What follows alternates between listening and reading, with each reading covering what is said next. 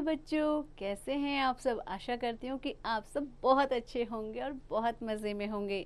बच्चों, आज हम पढ़ने जा रहे हैं एक बहुत ही रोचक विषय जिसका शीर्षक है अपठित गद्यांश यानी कि अनसीन पैसेज। बच्चों, क्या आप अपठित गद्यांश के बारे में जानते हैं? अपठित यानी कि बिना पढ़ा हुआ गद्यांश है ना, अनसीन पैसेज। तो बच्चों, ऐसा अनुच्छेद जो पहले न पढ़ा हो अपठित गद्यांश कहलाता है। तो बच्चों, अपठित गद्यांश यानी कि पहले न पढ़ा गया। तो बच्चों, अपठित गद्यांश को पढ़कर उसके नीचे दिए गए प्रश्नों के उत्तर लिखने होते हैं। इस विधि से आपकी लेखन और पठन क्षमता का मूल्यांकन किया जाता है। किसी अपठित गद्यांश के उत्तर लिखने से पूर्व निम्नलिखित बातें ध्यान में रखनी चाहिए। पहला, गद्यांश को 1 या 2 बार ध्यान से पढ़ना चाहिए। दूसरा, गद्यांश में कहीं मुख्य बातों को पेंसिल से रेखांकित करना चाहिए। तीसरा, प्रश्नों को पढ़कर गद्यांश में से उत्तर ढूंढना चाहिए। तो बच्चों, आपको ये सभी नियम अच्छे से याद भी रखने हैं।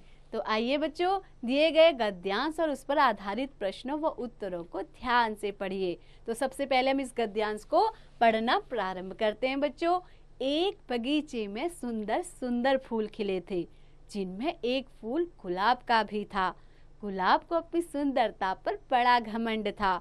उसने इतराकर कहा, मैं फूलों का राजा हूँ, मेरी सुंदरता का कोई मुकाबला नहीं है।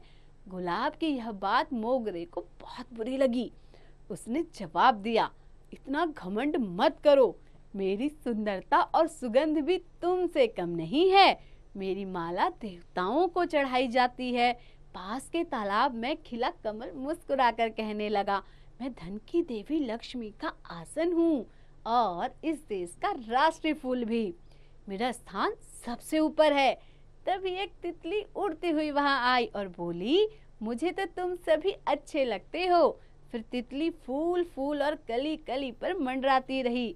उसने सबको प्यार किया। प्रश्न।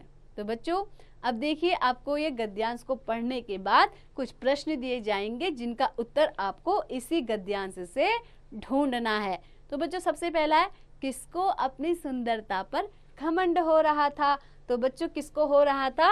गुलाब को अपनी सुंदरता पर घमंड हो रहा था। आपने पढ़ा ना कि गुलाब को अपनी सुंदरता का बड़ा घमंड था। तो आपको उत्तर इसी पैराग्राफ या इसी गद्यांश में मिल जाएंगे।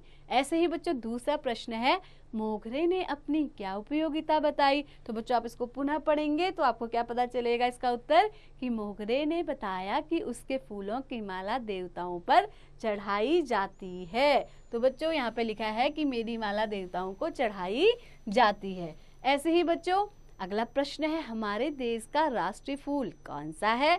तो इसका उत्तर क्या है कि हमारे देश का राष्ट्रीय फूल कमल है। तो बच्चों, अगला प्रश्न, तितली ने किस फूल को सबसे प्यारा बताया? तो इसका उत्तर है कि तितली ने सभी फूलों को प्यारा बताया। तो बच्चों, कितना आसान है ना।